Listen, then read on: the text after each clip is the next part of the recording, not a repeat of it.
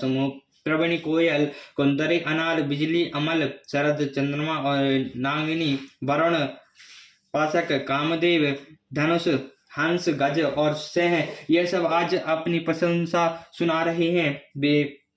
बेलू सुवर्ण और केला हर्षित हो रहे हैं। इनके मन में जरा भी शंका और संकोच नहीं है। हे जानकी सुनो, तुम्हारे बिना ये सब आज मेरे ऐसी हर्षित मानुराज पा गई हूँ। किमी शशि जात अखन तो ही पाई प्रिया बेग प्रगट असम नाही यही विधि खोजत बिलपत स्वामी मनो महाबैसी अति कामी पूर्ण काम राम सुख राखी मनुज चरत करत अज अविनाशी आगे पुरा गति पति देखा सुमिरत राम चरण तह रेखा। तुमने यह अनख कैसे नहीं जाती, हे प्रिय तुम शीघ्र प्रकट हो क्यों नहीं होती। इस प्रकार स्वामी श्री रामचंद्र जी सीता जी को खोजते हुए विलाप करते हैं, मानो कोई महाविराही और अत्यंत कामी पुरुष हो।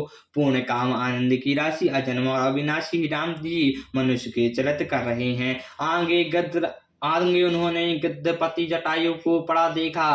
तब श्री रामचंद्र जी ने चरणों का स्मरण कर रहा था जिनमें रेखाएं हैं।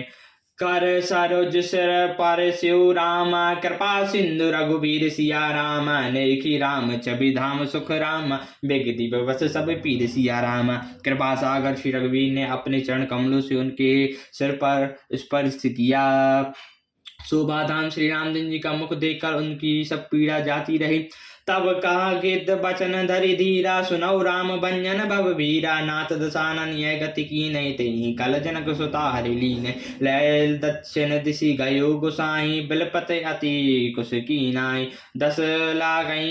दरस लागी प्रभु राघो प्राणा चरण चाहत अब कृपा निधान राम कहा तनु राघो ताता मुख मुस्काई कहीं तही बाता जाकर नाम मरत मुख आवा अधम मुक्ति हो ही श्रुति गावा। तब धीरज धर कर गिद्ध ने उचन गोचर आंगे राख दे नाट कहीं खांगे जल कई भयो काई रघुराई तात कर में निज के गति पाई परति बस दिन के मन माही तेने कहो जगत दुर्लभ कछु नाही तातु तजई तात महु मम धामा देहु कहाँ तुम पूर्ण कामा।